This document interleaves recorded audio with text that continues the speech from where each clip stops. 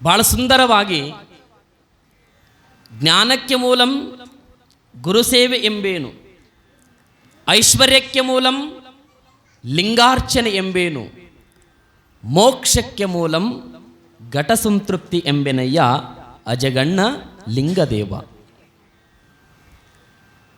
12ನೇ ಶತಮಾನದೊಳಗ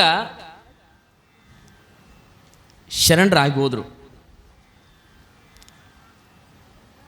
ಗದಗ ಜಿಲ್ಲೆ ಹತ್ರ ಲಕ್ಕುಂಡಿ ಅಂತ ಬರ್ತದೆ. ಆ ಲಕ್ಕುಂಡಿ ಒಳಗ ಒಬ್ಬ ಶರಣೆ ಆಗಿ ಹೋಗ್ತಾರೆ. ಅಜಗಣ್ಣ ಮುಕ್ತಾಯಕ್ಕ. ಅಜಗಣ್ಣ ಮುಕ್ತಾಯಕ್ಕ ಎಂಥವರ ಬಾಂಧವ್ಯವಾಗಿತ್ತು ಅಂದರೆ, ಅಜಗಣ್ಣ ಮುಕ್ತಾಯಕ್ಕಿಗೆ ಅಣ್ಣನಾಗಿದ್ದ. ಕೇವಲ ಅಣ್ಣನಾಗಿ ಮಾತ್ರ ಆಗಿದ್ದಿಲ್ಲ, ಗುರು ಶಿಷ್ಯರ ಬಾಂಧವ್ಯ ಆಗಿತ್ತು. ಅಣ್ಣನೇ ಗುರುವಾಗಿ, ಅಣ್ಣನೇ ತಂದೆಯಾಗಿ, ಅಣ್ಣನೇ ತಾಯಿಯಾಗಿ, ಅಣ್ಣನೇ ಬಂಧುವಾಗಿ ಆಧ್ಯಾತ್ಮದ ನಿಲುವನ್ನು ಮಾರ್ಗವನ್ನು ತೋರಿಸುವಂಥ ಗುರುವಾಗಿದ್ದ ಅಜಗಣ್ಣ. ಸ್ವಲ್ಪ ನೆನಪು ಮಾಡ್ಕೊಳ್ಬೇಕು ನಾವೆಲ್ಲ. ಆ ತಾಯಿ ಬರಿತಾಳೆ ಮುಕ್ತಾಯಕ್ಕ, ಜ್ಞಾನಕ್ಕೆ ಮೂಲಂ ಗುರುಸೇವೆ ಎಂಬೆನಯ್ಯ. ಆ ತಾಯಿ ಚರಿತ್ರೆಯನ್ನು ಕೇಳಿಬಿಟ್ರೆ ರೋಮಾಂಚನ ಆಗುತ್ತೆ ಮನುಷ್ಯನಿಗೆ. ಎಂಥ ಸಂಬಂಧ ರೀ ಅದು, ಬಾಂಧವ್ಯ, ಅಣ್ಣ ತಂಗಿದು. ಜೀವನದೊಳಗೆ ಬದುಕಿದರೆ ಹಿಂಗೆ ಬದುಕಬೇಕು, ಅಣ್ಣ ತಂಗಿ ಬದುಕಿದ್ರೆ ಹಿಂಗೆ ಬದುಕಬೇಕಂತ ತೋರಿಸಿಕೊಟ್ರು. ಅಜಗಣ್ಣ ಮುಕ್ತಾಯಕ್ಕ ಆಧ್ಯಾತ್ಮದ ನಿಲುವನ್ನು, ಮಾರ್ಗದರ್ಶನವನ್ನು ಅಣ್ಣ ತಂಗಿಗೆ ತೋರಿಸಿಕೊಡ್ತಿದ್ದ, ಮಾರ್ಗವನ್ನು ತೋರಿಸ್ತಿದ್ದ. ಲಕ್ಕುಂಡಿ ಒಳಗೆ ಹುಟ್ಟಿರುವಂಥ ಮುಕ್ತಾಯಕ್ಕನಿಗೆ ಬೆಳೆದು ದೊಡ್ಡವಳಾದ ಮೇಲೆ ಮದುವೆ ಮಾಡಿ ಕೊಡ್ತಾನೆ. ಮದುವೆ ಮಾಡಿ ಕೊಟ್ಟಿರಬೇಕಾದ್ರೆ ಎಲ್ಲಿಗೆ ಕೊಟ್ಟರು ಅಂದರೆ, ರಾಯಚೂರು ಜಿಲ್ಲೆ ದೇವದುರ್ಗ ತಾಲೂಕಿನೊಳಗೆ ಮಸಳಿಕಲ್ಲು ಅಂತ ಒಂದು ಗ್ರಾಮ ಬರುತ್ತೆ. ಆ ಊರಿಗೆ ಆಕಿನ ಮದುವೆ ಮಾಡಿ ಕೊಡ್ತಾನೆ ಅಜಗಣ್ಣ. ಮದುವೆ ಮಾಡಿಕೊಂಡು ಗಂಡನ ಮನೆಗೆ ಹೋಗುವಂಥ ಮುಕ್ತಾಯಕ್ಕ ಅಣ್ಣನ ಬಿಟ್ಟು ಒಂದು ಕ್ಷಣ ಇದ್ದವಳಲ್ಲ. ಅಣ್ಣನೇ ಉಸಿರು, ಅಣ್ಣನೇ ಪ್ರಾಣ, ಅಣ್ಣನೇ ಭಕ್ತಿ ಶ್ರದ್ಧೆ ಎಲ್ಲನೂ ಅಣ್ಣನೇ ಆಗಿದ್ದ. ಅಣ್ಣನನ್ನು ಬಿಟ್ಟು ಒಂದು ಕ್ಷಣ ಇರಲಾರ್ದಂಥ ಮುಕ್ತಾಯಕ್ಕ ಮದುವೆಯಾಗಿ ಗಂಡನ ಮನೆಗೆ ಹೋಗುವಾಗ ಅಣ್ಣನಿಗೆ ಒಂದು ಪ್ರಶ್ನೆ ಮಾಡ್ತಾಳೆ, ಅಣ್ಣ ನಾನು ನಿನ್ನನ್ನು ಬಿಟ್ಟು ಹೇಗಿರಬೇಕು? ಇಲ್ಲಿವರೆಗೂ ನನಗೆ ಗುರುವಾಗಿದ್ದೆ, ತಂದೆಯಾಗಿದ್ದೆ, ತಾಯಿಯಾಗಿದ್ದೆ, ಬಂಧು ಬಳಗ ಎಲ್ಲವೂ ನೀನಾಗಿದ್ದೆ. ಗಂಡನ ಮನೆಗೆ ಹೋದ ಮೇಲೆ ನಿನ್ನ ಪ್ರೀತಿ ಕಡಿಮೆ ಆಗತ್ತಾ, ನಾನು ಹೆಂಗಿರಬೇಕು ಅಂತ ಕಣ್ಣೀರು ಆಗ್ತಾ ದುಃಖ ಆಗ್ತಾ ಇರಬೇಕಾದ್ರೆ ಸಮಾಧಾನವನ್ನು ಪಡಿಸ್ತಾನೆ ಅಜಗಣ್ಣ. ಅಮ್ಮ ಚಿಂತೆ ಮಾಡಬೇಡ, ಒಂದು ಹೆಣ್ಣು ಒಂದು ಮನೆಯೊಳಗೆ ಹುಟ್ಟಾಳಂದ ಮೇಲೆ ಆ ಮನೆ ಶಾಶ್ವತವಲ್ಲ. ಒಂದಲ್ಲ ಒಂದು ದಿನ ಗಂಡನ ಮನೆಗೆ ಇನ್ನೊಂದು ಮನೆಗೆ ಹೋಗಲೇಬೇಕು, ನೀನು ಹೋಗುವಂಥ ಸಂಪ್ರದಾಯ ಹೋಗಲೇಬೇಕು ಅಂತ ಸಮಾಧಾನವನ್ನು ಪಡಿಸಿರುವಂಥ ಅಜಗಣ್ಣ ಗಂಡನ ಮನೆಗೆ ಕಳಿಸುವಾಗ ತನ್ನ ತಂಗಿಯಾಗಿರುವಂಥ ಮುಕ್ತಾಯಕ್ಕ ಒಂದು ಮಾತು ಕೇಳ್ತಾಳೆ, ಒಂದು ಪ್ರಶ್ನೆ ಮಾಡ್ತಾಳೆ, ಅಣ್ಣ ನನ್ನ ಊರು ಭಾಳ ದೂರದ, ಗದಗ ಜಿಲ್ಲೆಯಲ್ಲಿರುವಂಥ ಲಕ್ಕುಂಡಿ ಒಳಗೆ ಹುಟ್ಟಿರುವಂಥ ನಾನು ರಾಯಚೂರು ಜಿಲ್ಲೆ ದೇವದುರ್ಗ ತಾಲೂಕಿನೊಳಗಿರುವಂಥ ನನ್ನ ಗಂಡನ ಮನೆಯೊಳಗೆ ಇರಬೇಕಾದ್ರೆ ನಿನ್ನನ್ನು ಬಿಟ್ಟು ದೂರ ಹೋಗ್ತೀನಿ. ಮತ್ತು ನಿನಗೇನಾದ್ರೂ ಆದರೆ, ನಿನಗೇನಾದರೂ ಸಾವು ಸಮೀಪಕ್ಕೆ ಬಂದ್ರೆ ನನಗೆ ಹೆಂಗೆ ಗೊತ್ತಾಗಬೇಕು ಅಂತ ಪ್ರಶ್ನೆ ಮಾಡ್ತಾಳೆ. ನಿನಗೆ ಸಾವು ಬಂದದಂತ ನನಗೆ ಹೆಂಗೆ ಗೊತ್ತಾಗಬೇಕು? ನೀನು ಲಿಂಗೈಕ್ಯ ಆದಂತ ನನಗೆ ಹೆಂಗೆ ಗೊತ್ತಾಗಬೇಕು ಅಂತ ಕೇಳಿದ್ರೆ ಅಜಗಣ್ಣ ಒಂದು ಮಾತು ಹೇಳಿ ಕಳಿಸ್ತಾನೆ ತಂಗಿಗೆ, ನೋಡಮ್ಮ, ನಾನು ಒಂದು ವೇಳೆ ಇಲ್ಲಿ ಏನಾದರೂ ನನಗೆ ಸಾವು ಬಂದರೆ, ನಾನು ಲಿಂಗೈಕ್ಯನಾದರೆ ನಾನು ನಿನಗೊಂದು ಸೂಚನೆ ಕೊಡ್ತೀನಿ. ನೀನು ಗಂಡನ ಮನೆಗೆ ಹೋಗಿ ಇತ್ತಲದೊಳಗೆ ಒಂದು ಮಲ್ಲಿಗೆ ಗಿಡವನ್ನು ನಡು. ಆ ಮಲ್ಲಿಗೆ ಗಿಡ ಯಾವಾಗ ಬಾಡುತ್ತಾ ಅವತ್ತೇ ನಾನು ಲಿಂಗೈಕ್ಯ ಆಗಿದ್ದೀನಿ ಅಂತ ತಿಳ್ಕೋ ಅಂತ ಸಂದೇಶ ಕೊಟ್ಟ. ನೋಡ್ರಿ ಎಂಥ ಬಾಂಧವ್ಯ ಇದು.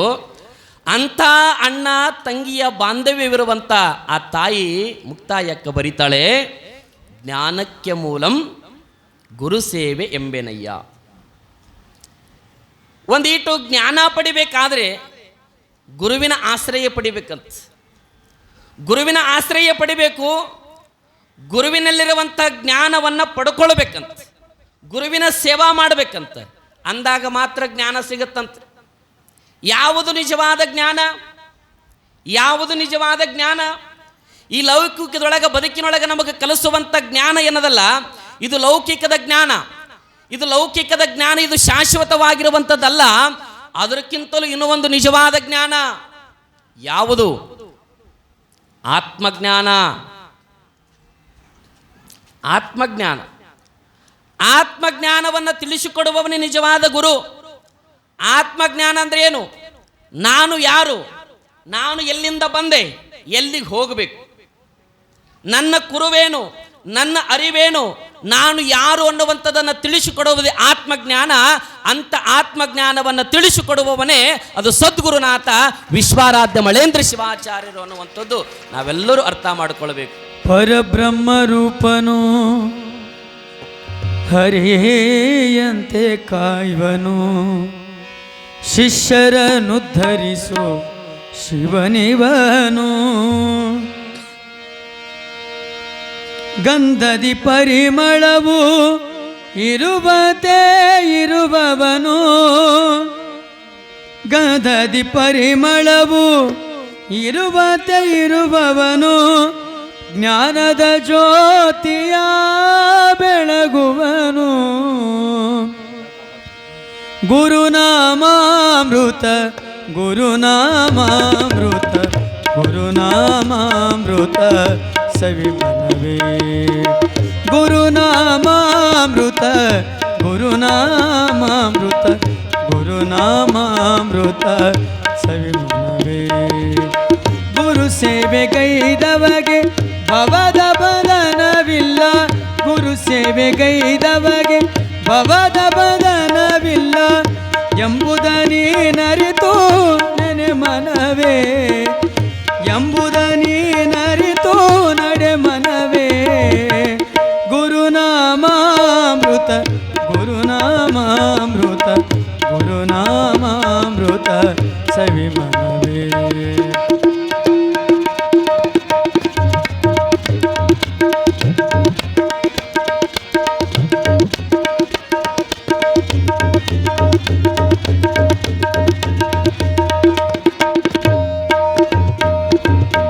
ಪರಬ್ರಹ್ಮ ರೂಪನು ಹರಿಯಂತೆ ಕಾಯುವನು, ಶಿಷ್ಯರನುದ್ಧರಿಸು ಶಿವನಿವನು. ಪರಬ್ರಹ್ಮ ರೂಪನು ಹರಿಯಂತೆ ಕಾಯುವನು, ಶಿಷ್ಯರನುದ್ಧರಿಸು ಶಿವನಿವನು. ಗಂಧದಿ ಪರಿಮಳವು ಇರುವತೆ ಇರುವವನು,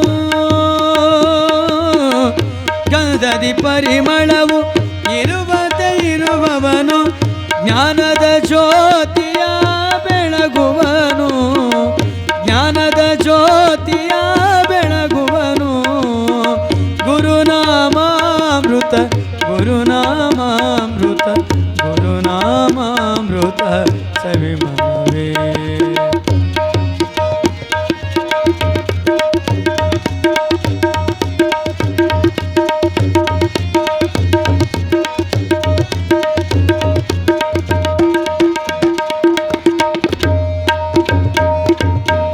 ಅಣುವಲಿ ಅಣು ಇವನು ಮಹತೋ ಮಹಿಮನು, ಅರಿವಿಗೆ ಅರಿವು ತಾನಾಗಿಹನು.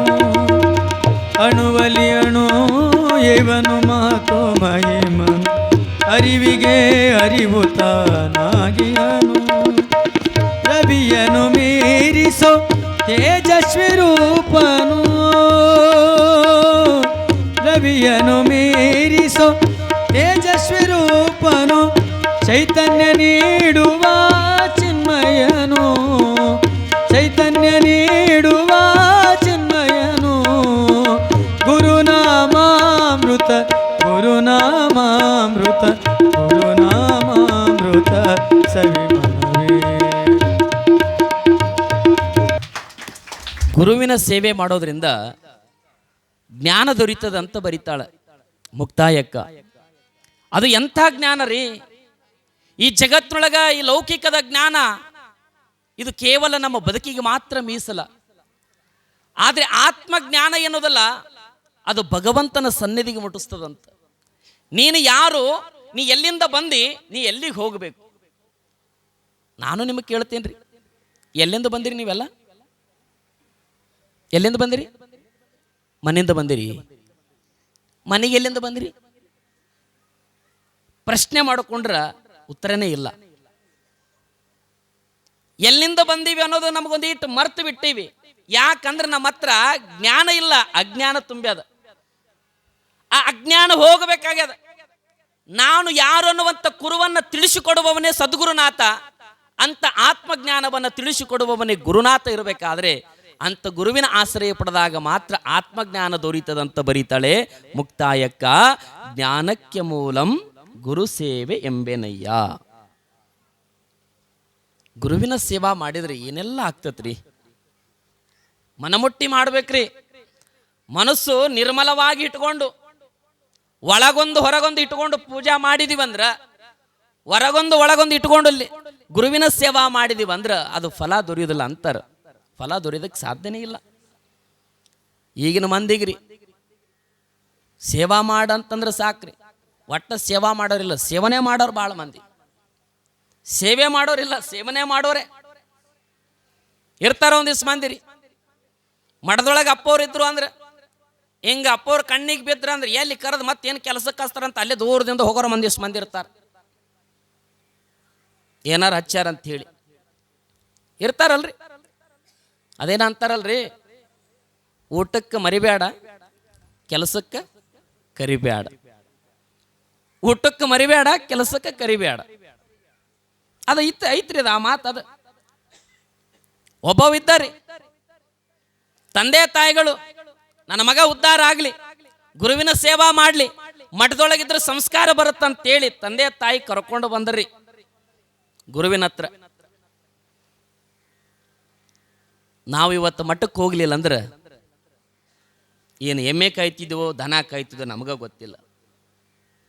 ಅದು ಸದ್ಗುರುನ ಶಕ್ತಿ ಅಂತದ. ಮಠಕ್ಕೆ ಹೋಗಿ ಗುರುವಿನ ಪಾದಕ್ಕೆ ಬಿದ್ದು ಬಿಟ್ಟಿವ ಅಂದ್ರೆ ಎಂಥ ಕಲ್ಲಿದ್ರು ಕೂಡ ಅದು ಮೂರ್ತಿ ಆಗತ್ತಂತ. ಅದು ಎಂಥ ಕಲ್ಲರ್ ಇರ್ಲಾಕ ಮೂರ್ತಿ ಆಗಿಬಿಡುತ್ತದೆ. ಯಾಕಂದ್ರೆ ಕಟ್ಟುದು ಕಟ್ಟುದು ಕಟ್ಟುದು ಅದನ್ನು ಮೂರ್ತಿ ಮಾಡುವಂತ ಶಕ್ತಿ ಯಾರಿಗದ ಅಂದ್ರೆ ಅದು ಗುರುವಿಗೆ ಮಾತ್ರ ಅದ, ಮತ್ತೆ ಯಾರಿಗಿಲ್ಲ. ಹಾ, ಸುಮ್ಮನೆ ಯಾವ್ದಾರು ದಾರಿಯಾಗಿ ಬಿದ್ದು ಕಲ್ಲಿಗೆ ಕೈ ಮುಗಿ ಅಂದ್ರೆ ಮುಗಿತೀರಿ ನೀವು? ಯಾರೂ ಮುಗಿಯಂಗಿಲ್ಲ. ಒಬ್ಬ ಶಿಲ್ಪಿಕಾರನ ಕೈಯಾಗ ಹೋಯ್ತು ಅಂದ್ರೆ ಅದನ್ನು ತಗೊಂಡು ಕಟ್ಟುತ್ತು ಅದನ್ನು ಮೂರ್ತಿ ಮಾಡ್ತಾನ. ಕೇವಲ ಮೂರ್ತಿ ಮಾಡಿದಗಳದು ದೇವರಾಗೋದಿಲ್ಲ. ಕೇವಲ ಮೂರ್ತಿ ಮಾಡಿದಗಳದು ದೇವರಾಗೋದಿಲ್ಲ. ಯಾರೂ ಅದಕ್ಕೆ ಕೈ ಮುಗಿಯೋದಿಲ್ಲ. ಅದು ಗರ್ಭಗುಡಿ ಒಳಗೆ ತಂದು ಒಬ್ಬ ಗುರುವಿನಿಂದ ಜೀವ ಕಳೆಯನ್ನು ತುಂಬಿ ಮಂತ್ರೋಪದೇಶ ಮಾಡಿದಾಗ, ಸಂಸ್ಕಾರ ಕೊಟ್ಟಾಗ ಮಾತ್ರ ಅದು ದೇವರಾಗತ್ತ. ಅಲ್ಲಿವರೆಗೆ ಆಗಂಗಿಲ್ಲ. ಹಂಗ ಈ ಮನುಷ್ಯನಿಗೂ ಹಾಗೆ. ಈ ಮನುಷ್ಯ ನರಮನುಷ್ಯ ಮಾನವ ಆಗಬೇಕು, ಮಹಾದೇವನಾಗಬೇಕು ಅಂದ್ರೆ ನರನೋಗಿ ಅರನಾಗಬೇಕು, ಜೀವ ಹೋಗಬೇಕು, ಶಿವಾತ್ಮ ಪರಮಾತ್ಮನಾಗಬೇಕು. ಅಂದಾಗ ಮಾತ್ರನೇ ಇದಕ್ಕೆ ಒಂದು ಈಟು ಮೋಕ್ಷ ದೊರೆಯೋದಕ್ಕೆ ಸಾಧ್ಯ. ಬರಿತಾಳೆ, ಜ್ಞಾನಕ್ಕೆ ಮೂಲಂ ಗುರು ಸೇವೆ ಎಂಬೆನಯ್ಯ. ಒಬ್ಬವ ಇದ್ದ ಅಂತ ಹೇಳಕತ್ತಿದ್ನಲ್ಲ, ಈ ಕಡೆ ಕೇಳ್ರಿ, ಅದೊಂದು ಹೇಳ್ತೀನಿ ನಿಮ್ಗೆ. ಕರ್ಕೊಂಡು ಬಂದ್ರಿ ಮಠಕ್ಕೆ ಅವನಿಗೆ ಸೀದಾ. ಯಾಕೋ ಕಾಕ ಇವತ್ತು ಸೌಂಡ್ ಎಲ್ಲಿ ಹೋಗನ ಕಾಕ? ನಿಮ್ಮ ಮಗನ ಕರ್ಕೊಂಡು ಬಂದು ನಮ್ಮ ಮಠಕ್ಕೆ ಬಿಡಾಕತ್ತೀರಿ. ಕರೆ ಸುಮ್ಮನೆ ಪುಕ್ಷಟೆ ಮಠದೊಳಗೆ ಇಟ್ಕಕ್ಕಾಗಂಗಿಲ್ರಿ. ಇಲ್ಲಿ ಸೇವಾ ಮಾಡ್ಬೇಕಾಗ್ತದ. ನಾವೇನು ಹೇಳ್ತೀವಿ ಎಲ್ಲ ಮಾಡ್ಬೇಕಾಗ್ತದ. ಮತ್ತು ಸೇವಾ ಮಾಡಂಗಿತ್ತಂದ್ರೆ ಮಠದೊಳಗೆ ಇರ್ಲಾಕ ಅಂದ್ರೆ ಗುರುಗಳು. ಅದಕ್ಕೆ ಯಾಕೆ ಆಗ್ಲಕ್ರಿ ಮಾಡ್ತಾನೆ ನಮ್ಮ ಅಂತ ಹೇಳಿದ್ರು ತಂದೆ ತಾಯಿ. ನೀವು ಹೇಳೋದು ಬೇಡ್ರಿ, ಮೊದಲು ಅವ ಹೇಳ್ಬೇಕಂದ್ರು ಗುರುಗಳು. ನೀವು ಹೇಳೋದಲ್ಲ, ಅವ ಹೇಳ್ಬೇಕಲ್ಲ. ನಾ ಸೇವಾ ಮಾಡ್ತೀನಿ ಅನ್ಬೇಕಲ್ಲ ಅವ ಅಲ್ಲೇ ಕೈ ಮುಗದ, ಆಯ್ತ್ರಪ್ಪರ ನೀವೇನು ಹೇಳ್ತೀರಿ ಎಲ್ಲ ಮಾಡ್ತೀನಿ ಅಂದ ಸೇವಾ ಮಠದಾಗ ಇಟ್ಕೊಂಡ್ರು. ಮುಂದೆ ಸೇವಾ ಮಾಡಕತ್ತ ಕಸ ಹೊಡಿ ಅಂದ್ರೆ ಅರ್ಧಂಬರ್ಧ ಕಸ ಹೊಡಿಯಾಕತ್ರಿ. ಅಲ್ಲೊಂದು ಇಟ್ಟು ಬಿಡೋದು, ಇಲ್ಲೊಂದು ಇಟ್ಟು ಬಿಡೋದು, ಹೆಂಗೆ ಸೇವಾ ಮಾಡಕತ್ತ. ಗುರುಗಳಂದ್ರು ಅಲ್ಲೋ ಸೇವಾ ಮಾಡೋದಂದ್ರೆ ಹೆಂಗೆ ಮಾಡ್ತಾರೆ ನೋಡು, ಅಲ್ಲಿ ಕಸ ಹಂಗೆ ಐತಿ ನೋಡು, ಅಲ್ಲಿ ನೋಡು ಆ ಮೂಲೆಗೆ ಹಂಗೆ ಕಸ ಐತಿ. ಹೆಂಗೆ ಕಸ ಹೊಡಿತಾರೆ? ಒತ್ತಡಿಂದ ಹೊಡೆದ್ರೆ ಒಟ್ಟು ದಬ್ಬ ಹೊಡಿಬೇಕು ಕಸ. ಹಂಗೆ ಸೇವಾ ಮಾಡ್ಬೇಕು, ಮನಮುಟ್ಟಿ ಮಾಡ್ಬೇಕು ಸೇವಾ ಅಂದ್ರೆ ಗುರುಗಳು. ಒಂದು ಮಾಡೋದು ಒಂದು ಮರೆಯೋದು, ಒಂದು ಮಾಡೋದು ಒಂದು ಬಿಡೋದು ಹಿಂಗೆ ಮಾಡಾಕತ್ತಿದ್ದ. ಗುರುಗಳಂದರು ಇವನಿಗೆ ಹಿಂಗಾದ್ರೆ ಸುದ್ದ ಆಗಂಗಿಲ್ಲ ಅಂತೇಳಿ ಬಾಯಿಲೆತ್ತ ತಿಳ್ಕೊಂಡು ಕರ್ಕೊಂಡು ಬಗಲ ಕುಂದ್ರಿಸಿ ಒಂದು ಪೇಪರ್ ತೊಗೊಂಡ್ರು, ಒಂದು ಪೆನ್ ತೊಗೊಂಡ್ರು. ಅವನಿಗೆ ಚಲೋ ಬರೆದು ಕೊಟ್ರಿ. ಬೆಳಗಿನ ಜಾವ 4 ಗಂಟೆಗೆ ಎದ್ದೇಳಬೇಕು, ಅಂಗಳ ಕಸ ಪೂರ್ತಿ ಹೊಡಿಬೇಕು. ಒಂದೊಂದು ಬರೆದ್ರಿ. 1ನೇದು 4 ಗಂಟೆ ಕೇಳಬೇಕು, 2ನೇದು ಅಂಗಳ ಕಸ ಹೊಡಿಬೇಕು, 3ನೇದು ಸ್ನಾನ ಮಾಡಬೇಕು, 4ನೇದು ನೀರು ತರಬೇಕು, 5ನೇದು ಗುಡಿಯಾಗ ಪೂಜೆ ಮಾಡಬೇಕು, ಆಮೇಲೆ 6ನೇದು ನನಗೆ ಪೂಜಾಕ್ಕೆಲ್ಲ ವ್ಯವಸ್ಥೆ ಮಾಡಬೇಕು, ಸ್ನಾನಕ್ಕೆ ಬಿಸಿನೀರು ಕಾಸ್ಬೇಕು, ಎಲ್ಲವನ್ನು ಕಾಸ್ಬೇಕು ರೆಡಿ ಅಂತ ಒಂದೊಂದು ಲಿಸ್ಟ್ ಬರೆದ್ರಿ. ಅದನ್ನು ಬರೆದು ಕೈಯಾಗ ಕೊಟ್ಟರು. ಇದನ್ನು ಎಲ್ಲಿ ಇಡಬೇಕಂತ ಅವನಿಗೆ ತಿಳಿಲಿಲ್ಲ. ಎಲ್ಲಾರು ಹಿಟ್ರು ಕಳೆದು ಹೋಗುತ್ತಂತೇಳಿ ಲಿಸ್ಟ್ ಏನು ಮಾಡಿದ, ಒಂದು ಗ್ವಾಡಿಗೆ ಅಂಟಿಸಿದವ. ಒಂದು ಗ್ವಾಡಿಗೆ ಅಂಟಿಸಿದ. ಯಾಕಂದ್ರೆ ಒಂದು ಮರಿ ಬರೋದಲ್ಲ, ಒಂದು ಬಿಡೋದು ಒಂದು ಮಾಡೋದು ಮಾಡಾಕತ್ತಿದ್ದ. ಅದಕ್ಕೆ ಅವನಿಗೆ ನೆನಪಿರಲಿ ಅಂತ ಒಂದಿಟ್ಟು ಬರೆದು ಕೊಟ್ಟಿದ್ರು. ಅವನಿಗೆ ಗ್ವಾಡಿಗೆ ಅಂಟಿಸಿದ್ದ. ಬೆಳಗ್ಗೆ ಎದ್ದು 4 ಗಂಟೆಗೆ ಹೇಳ್ಬೇಕಂತ ಬರೆದಿದ್ರಲ್ಲ, 4 ಗಂಟೆಗೆ ಹೇಳ್ತಿದ್ದ, ಕಸ ಹೊಡಿತಿದ್ದ.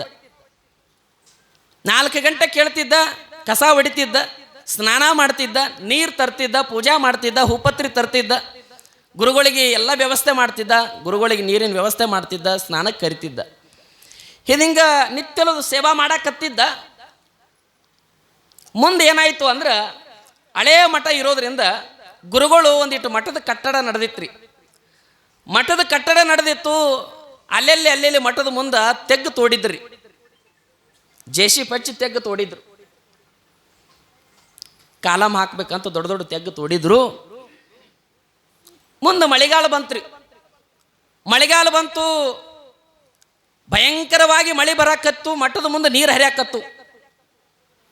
ಗುರುಗಳು ಬೆಳಗ್ಗೆ ಎದ್ದ ತಕ್ಷಣನೇ ಅವ್ರಿಗೊಂದು ವಾಕಿಂಗ್ ಹೋಗೋದು ರೂಢಿ ಇತ್ರಿ. ಸ್ವಲ್ಪ ನಸುಕಿನೊಳಗೆ ಛತ್ರಿ ತಗೊಂಡು ಸ್ವಲ್ಪ ಮಳೆ ಕಮ್ಮಿ ಆಗ್ಯದ ಹೋಗಿ ಬರ್ಬೇಕಂತ ಛತ್ರಿ ತಗೊಂಡು ಒಂದು ಈಟು ವಾಕಿಂಗ್ ಹೋಗಿ ಒಳ್ಳೆ ಬರುವಾಗ ಸ್ವಲ್ಪ ಇನ್ನೂ ಕತ್ತಲಿತ್ರಿ. ಏನೂ ಕಾಣಿಸ್ಲಿಲ್ಲ. ನೀರು ಹರಿಯಾಕತ್ತಿದ್ದು, ತೆಗ್ಗಿನೊಳಗೆ ನೀರು ತುಂಬಿದ್ವು. ಸೀದಾ ಬಂದು ತೆಗ್ಗಿನಾಗೆ ಬಿದ್ದರು ಗುರುಗಳು. ಗುರುಗಳು ತೆಗ್ಗಿನೊಳಗೆ ಬಿದ್ದರು. ಯಾವಾಗ ತೆಗ್ಗಿನೊಳಗೆ ಬಿದ್ದಾರ ಗುರುಗಳು ಎದ್ದಳಕ್ಕೆ ಬರೋವಲ್ದು. ಏನು ಮಾಡಾಕತ್ತೋ ಬಾ ಹೊರಗೆ ಅಂದರು ಗುರುಗಳು ಅವನಿಗೆ. ಯಾರಿಗ್ರಿ? ಶಿಷ್ಯನಿಗೆ. ಬಂದೆ ಗುರುಗಳೇ ಅಂತ ಹೊರಗೆ ಬಂದು ನಿಂತ್ಕೊಂಡ. ನೋಡಾಕತ್ತಿಯಲ್ಲೋ ನಾನು ಬಿದ್ದಿನ ಕಾಣವಲ್ಲೇನು, ಸ್ವಲ್ಪ ಕೈ ಹಿಡ್ದು ಎತ್ತ ಮ್ಯಾಲ ಅಂದರು. ಅವ ವಿಚಾರ ಮಾಡಿ ಸ್ವಲ್ಪ ತಡ್ರಿ ಗುರುಗಳು ಬರ್ತೀನಿ ಅಂತ ಒಳಗೆ ಹೋದವ. ಎದಕ್ಕೆ ಹೋದಂತ ಗೊತ್ತಾಗ್ಲಿಲ್ಲ ಗುರುಗಳಿಗೆ. ಸೀದಾ ಒಳಗೆ ಹೋದ. ಗ್ವಾಡಿ ಗಂಟಿಸಿದ ಲಿಸ್ಟ್ ನೋಡಿದ. ಒಳ್ಳೆ ವಾಪಸ್ ಬಂದ. ಗುರುಗಳೇ ನಾನೆಲ್ಲ ಕೈ ಹಿಡಿದು ಎತ್ತಿದ್ದೆ ಕರೀರಿ, ಮತ್ತು ಅದ್ರೊಳಗೆ ನೀವು ಬರದೇ ಇಲ್ಲ ಅಂದವ. ನೀವು ಅದ್ರಾಗ ಬರ್ದಿದ್ರೆ ನಾ ಕೈ ಹಿಡಿದು ಎತ್ತಿದ್ದೆ ಅಂದವ. ಇಂಥ ಶಿಷ್ಯರು ಇರ್ತಾರೆ ಸಮಾಜದಾಗ. ಇಂಥವ್ರು ಇರ್ತಾರೆ ಸಮಾಜದೊಳಗೆ. ನೋಡಿ, ಸೇವೆ ಮಾಡೋದಾಗಿದ್ರ ಮನಮುಟ್ಟಿ ಸೇವಾ ಮಾಡ್ಬೇಕಂತ ನಿನ್ನೆ ಹೇಳಿಲ್ಲೇನ್ರಿ ನಾನು? ಗುರುವಿಗೆ ತನುವನ್ನ, ಲಿಂಗಕ್ಕೆ ಮನವನ್ನ, ಜಂಗಮಕ್ಕೆ ಧನವ ಕೊಟ್ಟು ನಿಶ್ಚಿಂತನಾಗಿರುವ ಭಕ್ತನೇ ಮಹಾದೇವನಯ್ಯ ಅಂತ. ಇವು 3 ಅರ್ಪಣೆ ಮಾಡಲೇಬೇಕ್ರಿ. ಇವು 3 ಯಾರು ಅರ್ಪಣೆ ಮಾಡ್ಯಾರ ಅವ್ರ ಬದುಕು ಉದ್ಧಾರ ಆಗ್ಯಾದ. ನಿಮಗೆ ಬದಲಾಗ್ತೀರಿ ಅಂತ ಅನ್ನೋದಾಗಿದ್ರ ಇದೊಂದು ತಿಳಿಸ್ತೀನಿ ನಿಮಗೆ. ಒಂದೀಟು ಗುರುವಿನ ಸೇವಾ ಮಾಡೋದ್ರಿಂದ, ಒಂದೀಟು ಸಮಾಜದ ಸೇವೆ ಮಾಡೋದ್ರಿಂದ, ನಾವು ಈ ಸಮಾಜದೊಳಗೆ ಹುಟ್ಟಿವಪ್ಪ, ಈ ಭಗತ್ತಿನೊಳಗೆ ಭೂಮಿ ಒಳಗೆ ಹುಟ್ಟಿ ಬಂದ ಮೇಲೆ ಸಮಾಜದ ಸೇವೆ ನಾವು ಮಾಡಬೇಕು, ಗುರುವಿನ ಸೇವಾ ನಾವು ಮಾಡಬೇಕಂತ ಮನೋಭಾವದಿಂದ ಭಕ್ತಿಯಿಂದ ಮಾಡಬೇಕಲ್ಲ. ಮಾಡಬೇಕು. ಸೇವಾ ಮಾಡೋದ್ರೊಳಗೆ ದೊಡ್ಡ ಶಕ್ತಿ ಅದ. ಹುಬ್ಬಳ್ಳಿ ಒಳಗ ಸಿದ್ಧಾರೂಢರು ಅಂತ ಆಗೋದ್ರು.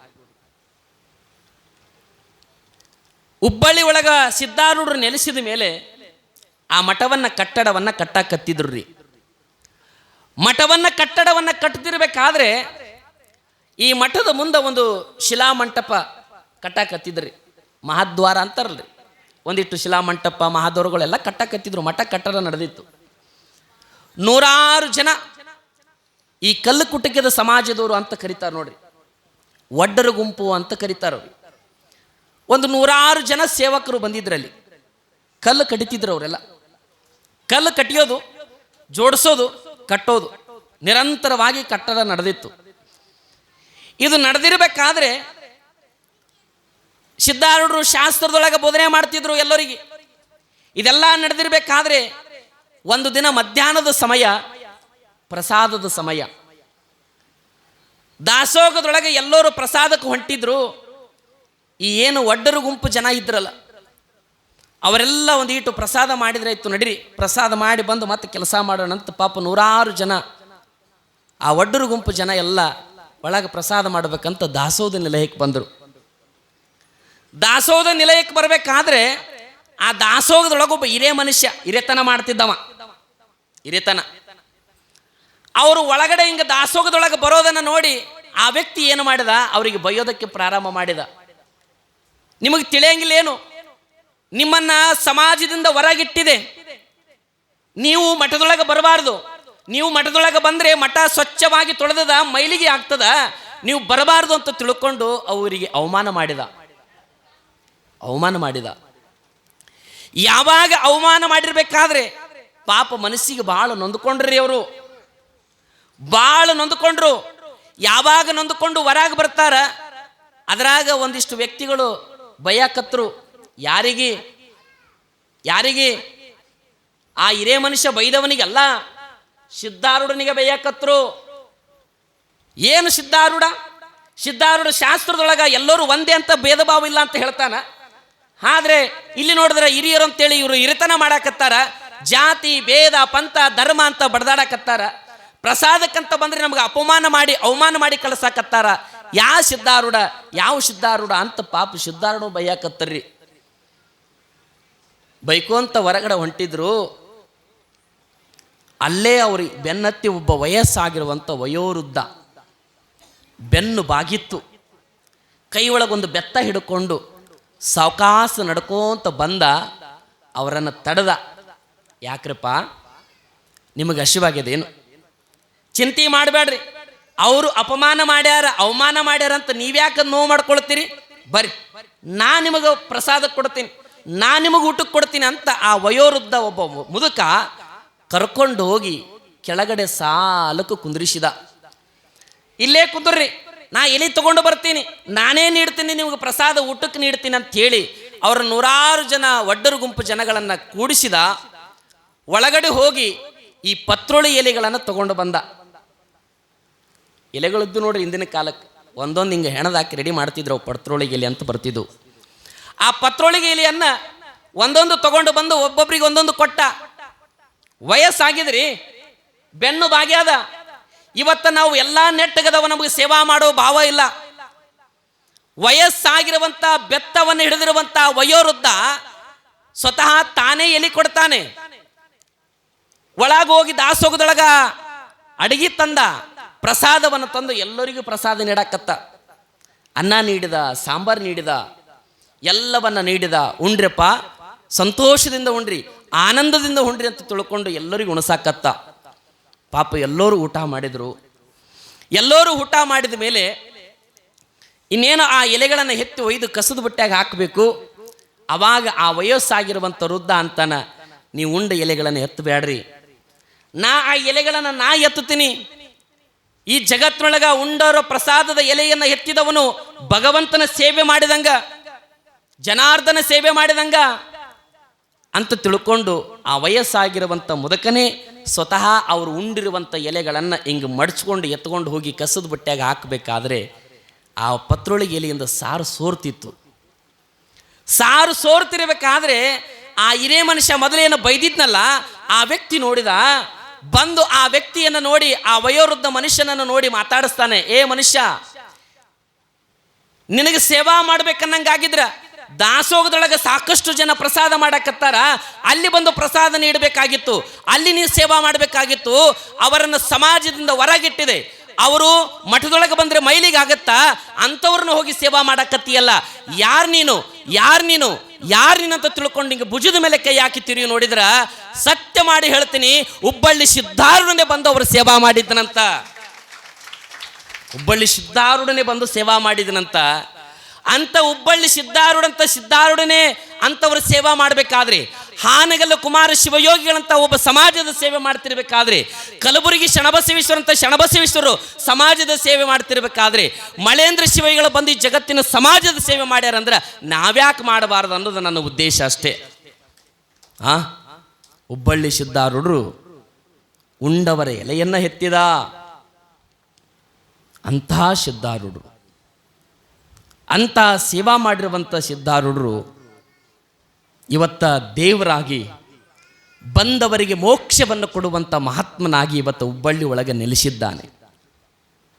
ನಾವು ಮಾಡಬೇಕಲ್ರಿ, ನಾವು ಮಾಡಬೇಕಲ್ಲ. ನಿಮಗಿನ್ನೂ ಸ್ವಲ್ಪ ತಿಳಿಯಂಗೆ ಹೇಳ್ಬೇಕಂದ್ರೆ, ಈ ಸೇವಾ ಮಾಡೋ ಅನ್ನೋ ಭಾವನೆ ಮನುಷ್ಯನಿಗೆ ಒಂದಿಷ್ಟು ಮಂದಿಗೆ ಬರಂಗಿಲ್ರಿ. ಇದು ಎಷ್ಟು ಹೇಳಿದ್ರು ಬರ್ತತೇನ್ರಿ? ಅದು ಮನಸ್ಸಿನಿಂದ ಬರಬೇಕು, ಮನಸ್ಪೂರ್ವಕವಾಗಿ ಮಾಡಬೇಕು ಅನ್ನೋ ಭಾವ ಬರಬೇಕು ಮನುಷ್ಯನಿಗೆ. ನಿಮ್ಗೆ ಗರಗದ ಮಡಿವಾಳಪ್ಪ ಅಂತ ಗೊತ್ತೇನ್ರಿ? ಗರಗದ ಮಡಿವಾಳಪ್ಪ ನಮ್ಮ ಭಾಗದೊಳಗೆ ಕಡ್ಕೊಳ್ಳೋ ಮಡಿವಾಳಪ್ಪ ಹೆಂಗ ಧಾರವಾಡ ಜಿಲ್ಲೆ ಕಡೆ ಹೋದ್ರೆ ಗರಗದ ಮಡಿವಾಳಪ್ಪ ಅಂತ ಬರ್ತಾನೆ. ಅವನಿಗೆ ಎರಡೂ ಕಣ್ಣು ಇರಲಿಲ್ಲರಿ, ಕಣ್ಣು ಕಾಣಿಸ್ತಿದ್ದಿಲ್ಲ. ಅವನಿಗೆ ಎರಡೂ ಕಣ್ಣು ಕಾಣಿಸ್ತಿದ್ದಿಲ್ಲ. ಭಾಳ ದೊಡ್ಡ ತಪಸ್ವಿ. ಮಠದೊಳಗಿರ್ಬೇಕಾದ್ರೆ ಅವನ ಶಿಷ್ಯನಾಗಿ ಒಬ್ಬವ ಸೇವಾ ಮಾಡ್ತಿದ್ದ, ಮಠದೊಳಗೆ ಸೇವಾ ಮಾಡ್ತಿದ್ದ. ಎಷ್ಟು ಭಕ್ತಿಯಿಂದ ಸೇವಾ ಮಾಡ್ತಿದ್ದ ಗೊತ್ತೇನ್ರಿ? ಅವ 12 ವರ್ಷ ಸೇವಾ ಮಾಡಿದ್ದ.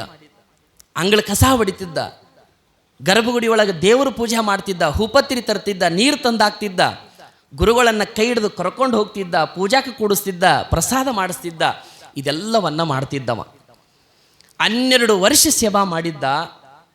ಮಠಕ್ಕೆ ಬಂದವರೆಲ್ಲ ಗರಗದ ಮಡಿವಾಳಪ್ಪನ ಹತ್ರ ಬಂದು ಏನು ವರ ಪಡ್ಕೋಬೇಕು ವರ ಪಡ್ಕೊಂಡು ಹೋಗ್ತಿದ್ರು. ಒಂದು ದಿನ ಬೆಳಗಿನ ಜಾವ 5 ಗಂಟೆ ಸುಮಾರು ಇಬ್ಬರು ದಂಪತಿಗಳು ಮಠಕ್ಕೆ ಬರ್ತಾರೆ. ಬಂದು ಗರಗದ ಮಡಿವಾಳಪ್ಪನ ಹತ್ರ ಪಾದಕ್ಕೆ ಬಂದು ಆ ಹೆಣ್ಮಗಳು ಬೇಡ್ತಾಳೆ, ಯಪ್ಪ ನೀನು ದೊಡ್ಡ ಮಹಾತ್ಮ, ಬೇಡಿದ ವರವನ್ನು ಕೊಡುವಂಥ ಮಹಾ ತಪಸ್ವಿ, ಯಾರ್ಯಾರು ಬಂದಾರ ಏನೇನು ಬೇಡಾರ ಎಲ್ಲವನ್ನ ಹೊರ ಕೊಟ್ಟಿ ಅಂತ. ನನಗೆ ಮದುವೆಯಾಗಿ ಸುಮಾರು ವರ್ಷಗಳಾಗ್ಯಾವ, ನನಗೆ ಮಕ್ಕಳಾಗಿಲ್ಲಪ್ಪ, ನನಗೆ ಮಕ್ಕಳ ಭಾಗ್ಯ ಕೊಡು ಅಂತ ತಿಳ್ಕೊಂಡು ಪಾಪ ಸೆರಗೊಡ್ಡಿ ಬೇಡಿದ್ಲೆವ. ಸೆರಗೊಡ್ಡಿ ಬೇಡಿದಳು. ಪೂಜ್ಯರು ವೇದಿಕೆಗೆ ದಯಮಾಡಿಸ್ತಾ ಇದ್ದಾರೆ. ಆ ಇಬ್ಬರು ದಂಪತಿಗಳು ಬಂದು ಬೇಡ್ತಾರೆ, ಯಪ್ಪ ನಮಗೆ ಮಕ್ಕಳಾಗಿಲ್ಲ, ಮಕ್ಕಳ ಭಾಗ್ಯವನ್ನು ಕರುಣಿಸುವಂತ ಬೇಡಿದಾಗ ಕಣ್ಣಿಲ್ಲದೆ ಇರುವಂಥ ಗರಗದ ಮಡಿವಾಳಪ್ಪ ಆ ಹೆಣ್ಮಗಳಿಗೆ ಏನಂತಾನ ಗೊತ್ತೇನ್ರಿ? ನಿನಗೆ ಈ ಜನ್ಮದೊಳಗೆ ಮಕ್ಕಳಾಗಲ್ಲ ಹೋಗು ಅಂದ. ಈ ಜನ್ಮದೊಳಗೆ ನಿನಗೆ ಮಕ್ಕಳಾಗಲ್ಲ ಹೋಗು ಅಂತಂದಾಗ ಇಷ್ಟು ದುಃಖ ಆಯ್ತ್ರಿ ಆ ಹೆಣ್ಮಗಳಿಗ್ರಿ, ಇಷ್ಟು ನೋವಾಯ್ತಲ್ಲ. ಎಷ್ಟು ದೇವರಿಗೆ ಹೋದರೂ ಕೂಡ ನಮಗೆ ಮಕ್ಕಳಾಗಲಿಲ್ಲ, ಎಷ್ಟು ಡಾಕ್ಟರ್ ಕಡೆ ಹೋದರೂ ಕೂಡ ನಮಗೆ ಮಕ್ಕಳಾಗಲಿಲ್ಲ. ನೀನು ಒಬ್ಬ ದೊಡ್ಡ ತಪಸ್ವಿ ಅಂತ ನಿನ್ನ ಹತ್ರ ಬಂದ್ರೆ ಮಕ್ಕಳಾಗಲ್ಲ ಅಂತೀಯಲ್ಲ, ನೀ ಯಾವ ಗುರು ಅಂದುಳಕ್ಕಿರಿ, ನೀ ಯಾವ ಗುರು? ಹಿಂಗೆ ಹೇಳಿಗೆಸಿ ಪಾಪ ಮನುಷ್ಯಗೆ ನೋವು ಮಾಡ್ಕೊಂಡು ಬೈಯಾಕತ್ತಿದ್ದಳ್ರಿ. ಗಂಡ ಕರ್ಕೊಂಡು ಹೊರಗೆ ಬಂದ. ಎಲ್ಲಾದ್ರೂ ಏನಾದ್ರೂ ಅವಾಚ್ಯ ಶಬ್ದದಿಂದ ಬೈದು ಬಿಟ್ಲಂದ್ರೆ ಗುರುವಿಗೆ ಶಾಪಕ್ಕೆ ಗುರಿ ಆಗಬೇಕಾಗತ್ತಂತ ಗಂಡ ಕರ್ಕೊಂಡು ಬಂದ. ಕಣ್ಣೀರು ಹಾಕೋಂತ ಹೊರಗೆ ಬಂದಳ್ರಿ ಆ ಹೆಣ್ಮಗಳು.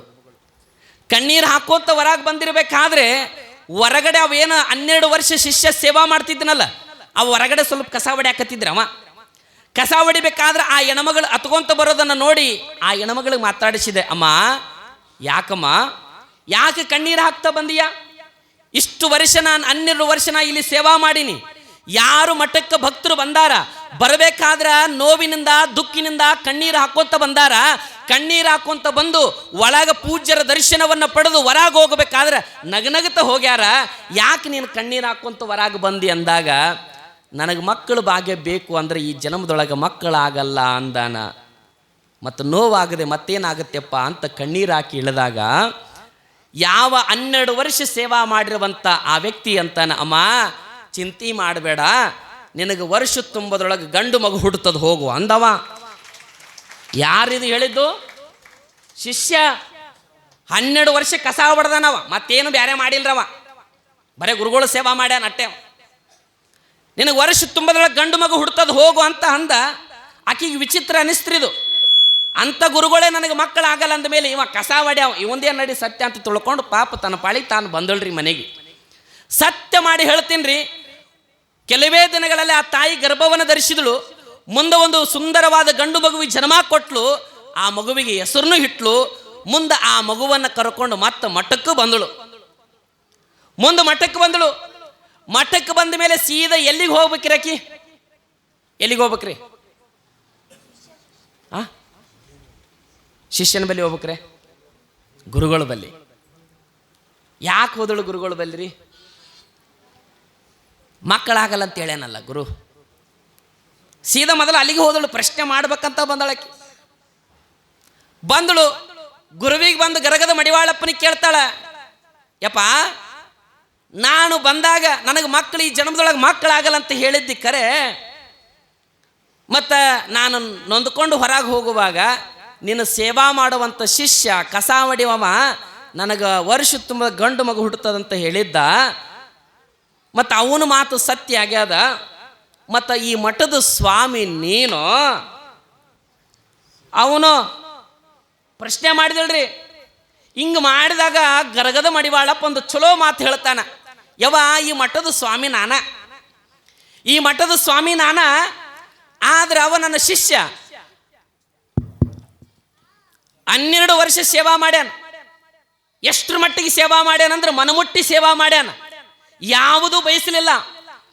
12 ವರ್ಷ ಸೇವಾ ಮಾಡಿದ್ರೆ ನನ್ನ ಹತ್ರ ಏನೂ ಬೇಡಲಿಲ್ಲ. ನಿಷ್ಠೆಯಿಂದ, ಭಕ್ತಿಯಿಂದ, ಶ್ರದ್ಧೆಯಿಂದ ಮನಮುಟ್ಟಿ ಸೇವಾ ಮಾಡ್ಯಾನ. ಅವ 12 ವರ್ಷ ನನ್ನ ಅಂಗಳ ಕಸ ಹೊಡೆದನ ಕರೆ, ಅಂಗಳ ಕಸ ಅಷ್ಟೇ ಹೊಡೆದಿಲ್ಲ, ಕಸ ಹೊಡೆಯೋದ್ರ ಜೊತೆಗೆ ನನ್ನಲ್ಲಿರುವಂಥ ತಪಸ್ಸಿನ ಶಕ್ತಿ ಅವ ಒಡ್ಕೊಂಡನ. ಅದಕ್ಕೆ ಅವನಲ್ಲಿ ಅಂಥ ಶಕ್ತಿ ಬಂದದ ಅಂತ ಗುರುಗಳು ಹೇಳಿದ್ರು ಕರಗದ ಮಡಿವಾಳಪ್ಪ. ಬರೀ ಕಸ ಹೊಡೆದ್ರಿಂದ ಗುರುವಿನ ಶಕ್ತಿ ನಿಮ್ಮಲ್ಲಿ ಬರೋದಾಗಿದ್ರೆ ಮತ್ತು ನಾವು ಯಾಕೆ ಮಾಡಬಾರ್ದ್ರಿ ಗುರುವಿನ ಸೇವಾ? ಮನಮುಟ್ಟಿ ಯಾಕೆ ನಾವು ಸೇವಾ ಮಾಡಬಾರ್ದು? ಇಂಥ ಗುರುಗಳು ನಮಗೆ ಸಿಕ್ಕಾರಂದಾಗ ಮನಮುಟ್ಟಿ ನಾವು ಸೇವಾ ಮಾಡಬೇಕು. ಅದಕ್ಕೆ ಕೇಳಿದ್ರು, ಜ್ಞಾನಕ್ಕೆ ಮೂಲಂ ಗುರುಸೇವೆ ಎಂಬೆನಯ್ಯ, ಐಶ್ವರ್ಯಕ್ಕೆ ಮೂಲಂ ಲಿಂಗಾರ್ಚನೆಂಬೆನಯ್ಯ. ನೀವು ಐಶ್ವರ್ಯಕ್ಕೆ ಸಿಗಬೇಕನ್ನಂಗೆ ಆಗಿದ್ರೆ, ನಿಮಗೆ ಸಂಪತ್ತು ಸಿಗಬೇಕಾದ್ರೆ ಲಿಂಗಾರ್ಚನೆ, ಲಿಂಗ ಪೂಜೆ ಮಾಡ್ರಿ ಅಂತಳಕ್ಕೆ. ಸಂಪತ್ರಿ, ಐಶ್ವರ್ಯ, ಆ ಸಂಪತ್ತು ಸಿಗಬೇಕಾದ್ರೆ ಲಿಂಗಾರ್ಚನೆ, ಲಿಂಗ ಪೂಜೆ ಮಾಡ್ರಿ ಅಂತಳಕ್ಕೆ ಮುಕ್ತಾಯಕ್ಕ. ನೀವು ಕೇಳಬಹುದು, ಮತ್ತು ನಾವು ದಿನ ಲಿಂಗ ಪೂಜೆ ಮಾಡಾಕತ್ತೀವಿ ರಾಜಾರ, ನಮಗೆ ಇನ್ನೂ ಸಂಪತ್ತೇ ಬಂದಿಲ್ಲ ಅಂತ ನೀವು ಕೇಳಬಹುದು. ಮುಕ್ತಾಯಕ್ಕೆ ಹೇಳ್ತಾಳ, ಯಾವುದು ನಿಜವಾದ ಸಂಪತ್ತು? ಈ ಜಗತ್ತೊಳಗೆ ನಾವೇನು ಗಳಿಸಾಕತ್ತೀವಲ್ರಿ, ದುಡಿದು ದುಡಿದು ದುಡಿದು ಗಳಿಸಾಕತ್ತೀವಲ್ಲ, ಈ ಸಂಪತ್ತು ಶಾಶ್ವತವಾಗಿರುವಂಥದ್ದಲ್ಲ. ಯಾವುದು ನಿಜವಾದ ಸಂಪತ್ತು ಅಂತಂದ್ರೆ, ಈ ಜಗತ್ತಿನೊಳಗ ಮನಸ್ಸಿನೊಳಗೆ ಒಂದಿಟ್ಟು ನೆಮ್ಮದಿ, ಶಾಂತಿ, ಸುಖ ಸಿಗುತ್ತದಲ್ಲ, ಆ ಹೃದಯ ಶ್ರೀಮಂತು, ಆ ಹೃದಯ ಸಂಪತ್ತು ಸಿಗುತ್ತದ ಅಂತ ಬರೀತಾಳ. ಹೃದಯ ಸಂಪತ್ತು, ಇನ್ನೊಬ್ಬರನ್ನ ಪ್ರೀತಿಸೋದು, ಈ ಸಂಪತ್ತು ಸಿಗುತ್ತದಂತಾಳ. ಕೊನೆಯದಾಗಿ ಒಂದು ಸಾಲು ಬರಿತಾಳ ತಾಯಿ, ಮೋಕ್ಷಕ್ಕೆ ಮೂಲಂ ಘಟ ಸಂತೃಪ್ತಿ ಎಂಬೆನಯ್ಯ. ನಿಮಗೆ ಮೋಕ್ಷ ಸಿಗಬೇಕನ್ನಂಗಾಗಿದ್ರೆ, ಜನನ ಮರಣ ಬಂಧನದಿಂದ ಮುಕ್ತ ಆಗಬೇಕಾದ್ರೆ, ಮೋಕ್ಷ ನಿಮಗೆ ಸಿಗಬೇಕನ್ನಂಗಾಗಿದ್ರೆ ಒಂದು ಕೆಲಸ ಮಾಡ್ರಿ ಅಂತಳ ತಾಯಿ ರೀ. ಸರಳವಾಗಿ ಹೇಳ್ಯಾಳ್ರಕ್ಕೆ, ನಮಗೆ ತಿಳಿಯಂಗೆ ಭಾಳ ಸರಳ ಹೇಳ್ಯಾಳ. ಮೋಕ್ಷ ಸಿಗಬೇಕನ್ನಂಗಾಗಿದ್ರೆ, ಈಗ ನೋಡ್ರಿ ನಾವೆಲ್ಲ ಬಂದು ಕೂತೀವಿ, ನಮಗೇನು ಬೇಕ್ರಿ?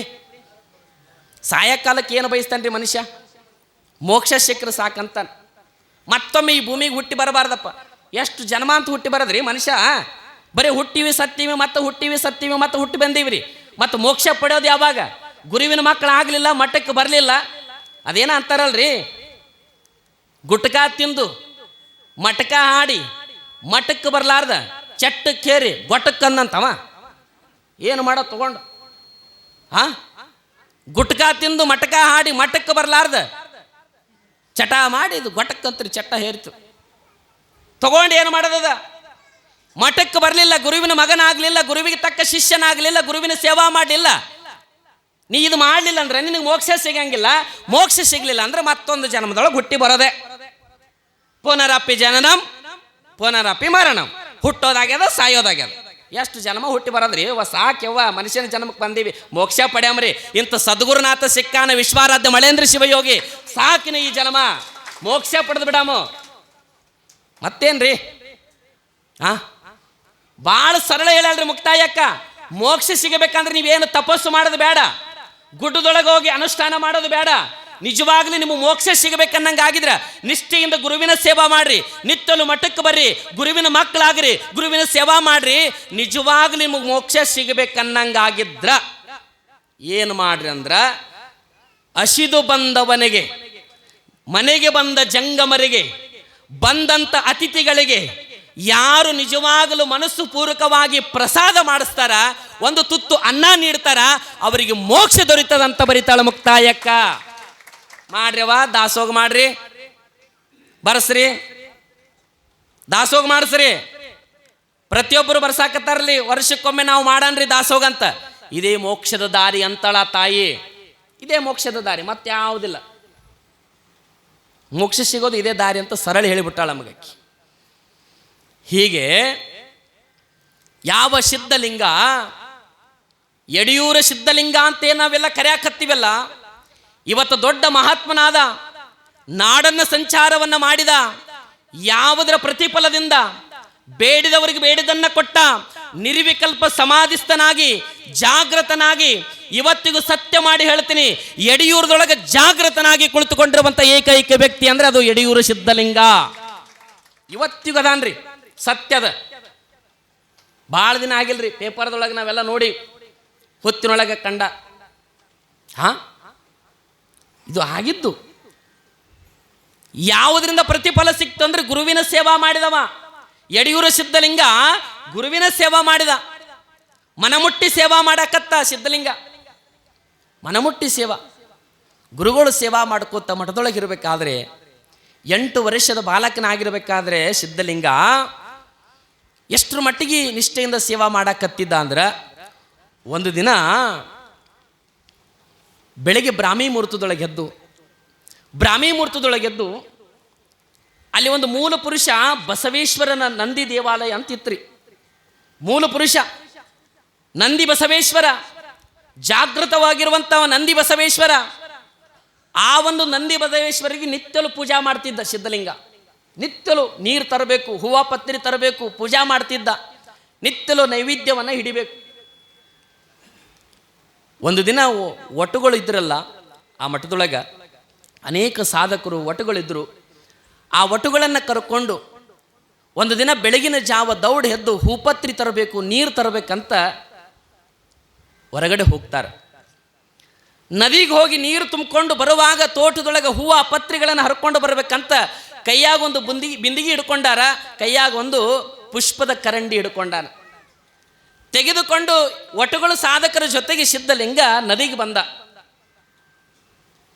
ಅಲ್ಲಿರುವಂಥ ಒಟುಗರೆಲ್ಲ ಹೂವ ಪತ್ರಿ ಹರಿಬೇಕಾದ್ರೆ, ನದಿ ಒಳಗೆ ಹೋಗಿ ನೀರು ತುಂಬಬೇಕಾದ್ರೆ ಸಿದ್ಧಲಿಂಗ ಆ ಒಟುಗಳಂತೆ ಹೂವ ಪತ್ರಿ ಹರಿತಿದ್ದಿಲ್ಲ, ನದಿ ಒಳಗೆ ಹೋಗಿ ನೀರು ತುಂಬುತ್ತಿದ್ದಿಲ್ಲ. ಎಂಥ ಅವನಲ್ಲಿ ಶಕ್ತಿ ಇತ್ತು ಅಂದರೆ, ತನ್ನ ಕೈಯೊಳಗೆ ಹೂಪತ್ರಿ ತರಕ್ಕೆ ಹೋಗಿರುವಂಥ ಆ ಪುಷ್ಪದ ಕರಂಡಿಯನ್ನ ಕೈಯೊಳಗೆ ಹಿಡ್ಕೊಂಡು ಹೋಗಿದ್ದ. ಅಲ್ಲಿ ಹೋಗಿ ಗಿಡಕ್ಕೆ ನೇತಾಕಿ ಬಿಡ್ತಿದ್ದ. ಗಿಡಕ್ಕೆ ನೇತಾಕ್ತಿದ್ದ. ತಾನು ಕೈಯೊಳಗೆ ಒಂದು ಬಿಂದಿಗೆ ತೊಗೊಂಡು ಬಂದಿದ್ದ ನೀರು ತೊಗೊಂಡು ಹೋಗಕ್ಕ. ಆ ಬಿಂದಿಗೆ ಹೊಯ್ದು ನದಿ ಒಳಗೆ ತೇಲಿ ಬಿಟ್ಟು ಬಿಡ್ತಿದ್ದ. ತೇಲಿ ಬಿಟ್ಟು ಹೋಗಿ ಒಂದು ಕಡೆ ಹೋಗಿ ಕಣ್ಣು ಮುಚ್ಕೊಂಡು ಧ್ಯಾನಕ್ಕೆ ಕುತ್ಕೊಂಡು ಬಿಡ್ತಿದ್ದ. ಮೈ ಮರೆತು ಕುಂದಿರ್ತಿದ್ದ. ಯಾವುದಕ್ಕೆ ಬಂದಿನೋ ಪರಿಜ್ಞಾನ ಇರ್ತಿದ್ದಲ್ಲ ಸಿದ್ಧಲಿಂಗನಿಗೆ. ಮೈ ಮರೆತು, ಜ್ಞಾನವನ್ನು ಮರೆತು, ತನ್ನ ಪ್ರಪಂಚವನ್ನು ಮರೆತು ಕುತ್ಕೊಂಡಿದ್ನಲ್ಲ. ಅಲ್ಲಿರುವಂಥ ಒಟುಗಳು ಸಾಧಕರೆಲ್ಲ ಹೂಪತ್ರಿಯನ್ನು ತೆಗೆದುಕೊಂಡ್ರು, ನೀರು ತುಂಬಿಕೊಂಡ್ರು. ಏ ಸಿದ್ಧಲಿಂಗ, ಹೊತ್ತಾಗ್ಯದ, ಸಮಯ ಆಗ್ಯದ, ನಡಿ ಹೋಗೋಣ ಅಂತ ತಿಳ್ಕೊಂಡು ಒಟುಗಳು ಸಾಧಕರು ಕರೆದ್ರ ಅವಾಗ ಎಚ್ಚರಾದ ಸಿದ್ಧಲಿಂಗ. ಯಾವಾಗ ಎಚ್ಚರಾದ, ಇನ್ನು ನಡಿ ಹೋಗಬೇಕು ಅನ್ನುವಾಗ ಆ ಸ್ವತಃ ನೇತಾಕಿರುವಂಥ ಆ ಪುಷ್ಪ ಕರಂಡಿ ಒಳಗೆ ಹೂಪತ್ರಿಗಳು ಆಗಲೇ ಬಿದ್ದಿದ್ವು. ಅದು ಒಂದು ಕೈಯಾಗ ಸೇರಿತ್ತು. ಬಿಂದಿಗೆ ಏನೋ ತೇಲಿ ಬಿಟ್ಟಿದ್ನಲ್ಲ ನೀರಿನೊಳಗ, ಅದು ಕೈಯೊಳಗೆ ನೀರು ತುಂಬಿಕೊಂಡು ಬಂದು ಅವನ ಕೈಯಾಗ ಸೇರಿತ್ತು. ಕೇವಲ ಸಿದ್ಧಲಿಂಗ ಸಾಮಾನ್ಯನಲ್ಲ, ಅಂಥ ಪ್ರಕೃತಿಯಾಗಿರುವಂಥ ಗಿಡ ಮರಗಳು, ನದಿಗಳು ಸಿದ್ಧಲಿಂಗನ ಸೇವಾ ಮಾಡ್ತಾವಂದ್ರೆ ಮತ್ತು ನಾವ್ಯಾಕೆ ಮಾಡಬಾರ್ದ್ರಿ ಮಾನವರಾಗಿ? ಪ್ರಕೃತಿ ಗಿಡ ಮರಗಳೇ ಭಗವಂತನಿಗೆ ಬಾಗುತ್ತವ. ಬಾಳೆಗೊನೆ ಭಗವಂತ ಹುಟ್ಟಿಸಿರುವಂಥ ಆ ತಾಯಿ, ಭೂಮಿ ತಾಯಿ ಜನ್ಮ ಕೊಟ್ಟಳಂತ ಅದು ಬಾಗುತ್ತದ. ಬಾಗಬೇಕ್ರಿ ಮನುಷ್ಯನಿಗೆ, ಬಾಗಿದಾಗ ಮಾತ್ರ ದೊಡ್ಡವನಾಗ್ತಾನೆ. ಯಾವುದು ಬಾಗುತ್ತದ ಅದು ಬಾಳ್ತದ, ಯಾವುದು ಬಾಳ್ತದ ಅದು ತಾಳ್ತದ, ಯಾವುದು ತಾಳ್ತದ ಅದು ಉಳಿತದ, ಯಾವುದು ಉಳಿತದ ಈ ಜಗತ್ತೊಳಗ ಬೆಳಗುತ್ತದ ಅಂತ ಬರೀತಾರ. ಯಾವುದು ಬಾಗುತ್ತದ ಅದು ಉಳಿತದ, ಯಾವುದು ಉಳಿತದ ಈ ಜಗತ್ತಿನೊಳಗ ಅದು ಬೆಳಗುತ್ತದೆ ಈ ಜಗತ್ತಿನೊಳಗಷ್ಟೇ. ಇಷ್ಟೇ ಅಲ್ಲ ವಿಚಾರ. ಬಾಗಬೇಕು, ಗುರುವಿಗೆ ಶರಣಾಗಬೇಕು, ಗುರುವಿಗೆ ಬಾಗಬೇಕು. ಒಂದಿಷ್ಟು ಮಂದಿ ಬರ್ತಿರ್ತದೆ ಶಟದ್ಕೊಂಡು, ನನ್ನಂತ ಶ್ರೀಮಂತ ಯಾರದ ಜಗತ್ನಾಗ? ಹೌದಲ್ರಿ? ಈ ಗರ್ಭಗುಡಿ ಹೋಗ್ತಿರ್ಲಿವ, ಅದ್ರ ಬಾಕ್ಲಿ ಇರ್ತತ್ ನೋಡ್ರಿ, ಎಷ್ಟು ಸಣ್ಣದಿರ್ತದ. ಯಾಕೆ ಮಾಡ್ಯಾರ್ರಿ ಅದನ್ನು ಸಣ್ಣದು? ಯಾಕೆ ಸ್ವಲ್ಪ ದೊಡ್ಡದೇ ಮಾಡ್ಬೇಕಾಗಿತ್ತು. ಹೊರಗಡೆ ಮಹಾದ್ವಾರ ದೊಡ್ಡದಿರ್ತತ್, ಒಳಗಡೆ ಬಂದರೆ ಗರ್ಭಗುಡಿ ಹೋಗ್ಬೇಕಾದ್ರೆ ಭಾಳ ಸಣ್ಣದಿರ್ತತ್ರಿ ಅದು. ಹೌದಲ್ರಿ? ನೀ ಎಲ್ಲಿಂದ ಮನೆಯಿಂದ ಬರಬೇಕಾದ್ರೆ ನೀ ಮಹಾದ್ವಾರ ದಾಟಿ ಒಳಗೆ ಮಠದೊಳಗೆ ಬರತನಕ್ಕೂ ನೀ ಶ್ರೀಮಂತನಿರು, ದೊಡ್ಡವನಿರು, ಯಾರೇ ಇರ್ಲಕ್ಕ ಬರಾಗ ನೀ ಎದೆ ಶಟ್ಕೊಂಡು ಬಾ, ಯಾರು ಬೇಡ ಅಂದಾರ. ಎದೆ ಶಟದ ಬಾ. ಗರ್ಭಗುಡಿ ಒಳಗೆ ಬಂದಾಗ ನೀನು ಬಾಗಲೇಬೇಕು, ಬಾಗ್ಲಿಲ್ಲ ಅಂದ್ರೆ ನೆತ್ತಿ ಹೊಡಿತದ, ತೋರಿಸೇ ಬಿಡ್ತದ. ನೀ ದೊಡ್ಡ ಶ್ರೀಮಂತರಿರಿ ಯಾರು ಇರ್ಲಕ್ಕ. ನೆಟ್ಟಿಗೆ ಹೋಗು ನೋಡಮ್ಮ, ನಾ ಶ್ರೀಮಂತ, ನಾ ಯಾಕೆ ಬಾಗ್ಲಿ ಅಂತ ನೆಟ್ಟಿಗೆ ಹೋಗು. ಹೌದಲ್ಲ? ಅಂತ ಸಿದ್ಧಲಿಂಗ ಹೂಪತ್ರಿಗಳನ್ನು ತಂದು ನಿತ್ಯಲು ಸೇವಾ ಮಾಡಬೇಕಾದ್ರೆ ಯಾವ ಮೂಲತಃ ನಂದಿ ಬಸವೇಶ್ವರನಿಗೆ ನಿತ್ಯಲು ಒಟು ಸಾಧಕರೆಲ್ಲ ಪೂಜೆ ಮಾಡ್ತಿದ್ರು, ಹೂಪತ್ರಿಯನ್ನು ಏರಿಸ್ತಿದ್ರು, ಪ್ರತಿನಿತ್ಯಲು ನೈವೇದ್ಯವನ್ನು ಹಿಡಿತಿದ್ರಂತ ಬಸವೇಶ್ವರನಿಗೆ. ಬಸವೇಶ್ವರ ನೈವೇದ್ಯವನ್ನು ಹಿಡಿಬೇಕಾದ್ರೆ ಒಟ್ಟು ಸಾಧಕರೆಲ್ಲ ಒಂದು ದಿನ ನೈವೇದ್ಯ ಹಿಡಿತಿದ್ರು. ಒಂದು ದಿನ ಸಿದ್ಧಲಿಂಗನ ಪಾಳಿ ಬಂತ್ರಿ, ಸಿದ್ಧಲಿಂಗೇಶನ ಪಾಳಿ ಬಂತು. ಯಾವಾಗ ಸಿದ್ಧಲಿಂಗೇಶನ ಪಾಳಿ ಬಂತಲ್ಲ, ಸಿದ್ಧಲಿಂಗೇಶ ನೈವೇದ್ಯವನ್ನು ತೆಗೆದುಕೊಂಡು ಮೂಲತಃ ನಂದಿ ಬಸವೇಶ್ವರ ಗರ್ಭಗುಡಿ ಒಳಗೆ ಬಂದ. ಗರ್ಭಗುಡಿ ಒಳಗೆ ಬಂದಾನ. 8 ವರ್ಷದ ಬಾಲಕನಾಗಿರುವಂತ ಸಿದ್ಧಲಿಂಗೇಶ ನಂದಿ ಬಸವಣ್ಣನ ಮುಂದೆ ನೈವೇದ್ಯವನ್ನು ಇಟ್ಟು, ಏ ಬಸವೇಶ ನೈವೇದ್ಯವನ್ನು ಸ್ವೀಕಾರ ಮಾಡು ಅಂದ. ಇಷ್ಟು ಮಂದಿ ಮಠದೊಳಗ್ರೆ ಸಾಧಕರು ಒಟ್ಟಗಳಿದ್ರಲ್ಲ, ಅವು ನೈವೇದ್ಯ ಹಿಂಗೆ ಹಿಡಿತಿದ್ವು, ತಗೊಂಡು ಸೀದಾ ವಾಪಸ್ ತರ್ತಿದ್ವು. ಸಿದ್ಧಲಿಂಗ ಹೊಯ್ದು ಇಟ್ಟಿರುವಂಥ ನೈವೇದ್ಯವನ್ನ ಸಿದ್ಧಲಿಂಗ ಅಂತಾನೆ, ಏ ಬಸವೇಶ ನೈವೇದ್ಯ ತಂದುದು ನಿನಗಾಗಿ ಮಾಡಿದ್ದು. ಅದು ಯಾರಿಗಾಗಿ ಮಾಡಿದ್ದು? ನಿನಗಾಗಿ ಮಾಡಿದ್ದು. ಅದು ನಿನಗಾಗಿ ಅರ್ಪಿತವಾಗಬೇಕು, ಅದನ್ನು ನೀನು ಸ್ವೀಕಾರ ಮಾಡಬೇಕು. ನೀ ಸ್ವೀಕಾರ ಮಾಡಲಿಲ್ಲ ಅಂದ್ರೆ ಮಾಡಿದ್ದು ವ್ಯರ್ಥ. ನಾವು ತರ್ತೀವ್ರಿ ನೈವೇದ್ಯ ರೀ, ದಿನ ಹಬ್ಬ ಹವಣಿ ಬಂತಂದ್ರೆ ಹೋಳಿಗೆ ಮಾಡಿದ್ದೆ ಬೆಳಗ್ಗೆ ಬಾಡ್ದು ತಂದು ದೇವ್ರಿಗೆ ಹಿಂಗೆ ತೋರಿಸ್ತೇವ್ರಿ. ತೋರಿಸಿ ಮತ್ತೆ ಈ ಕಡೆ ವಾಪಸ್ ಅನ್ನೋದು ಹಿಂಗೆ ನಮಗೆ. ಹೌದಲ್ರಿ? ನಾನು ನಿಮಗೆ ಸತ್ಯ ಮಾಡಿ ಹೇಳ್ತೀನಿ ರೀ, ನಾವು ಭಕ್ತಿಯಿಂದ ಮನೆಯೊಳಗೆ ಮಾಡ್ತೀವಿ, ಹೋಳಿಗೆ ಮಾಡ್ತೀವಿ, ಮತ್ತೊಂದು ಮಗದೊಂದು ಮಾಡಿ ನೈವೇದ್ಯವನ್ನು ತೆಗೆದುಕೊಂಡು ಬಂದು ದೇವರಿಗೆ ನೈವೇದ್ಯ ಇಡ್ತೀವಿ. ಒಂದು ದಿನಾರು ದೇವರು ತಿಂದಾನೇನ್ರಿ ನೀವು ನೈವೇದ್ಯ ತಂದದ್ದು? ತಿಂದಾನ್ರಿ? ಸತ್ಯ ಮಾಡಿ ಹೇಳ್ರಿ, ಯಾರು ತಿನ್ನಿಸಿರಿ? ತಿಂದಾನ್ರಿ ನಮ್ಮದು ನೈವೇದ್ಯ ಅಂತ ಹೇಳ್ರಿ ನೋಡೋಣ. ನಾನು ನಿಮಗೆ ಸತ್ಯವಾದ ಮಾತು ಹೇಳ್ತೀನಿ, ದೇವರಿಗೆ ನೀವು ತರುವಂಥ ನೈವೇದ್ಯವನ್ನು ತಂದು ನೈವೇದ್ಯವನ್ನು ದೇವರಿಗೆ ಇಡಬೇಕಾದ್ರೆ ಯಾವತ್ತೂ ದೇವರದನ್ನು ಸ್ವೀಕಾರ ಮಾಡಿಲ್ಲ, ದೇವರು ತಿಂದಿಲ್ಲ.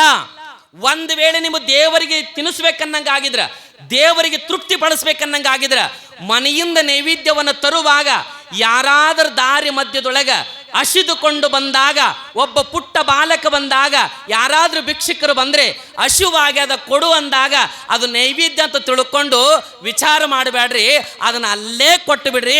ಅಲ್ಲಿ ಮಳೇಂದ್ರ ಶಿವಯೋಗಿ ತೃಪ್ತಿಯಾಗ್ತಾನ.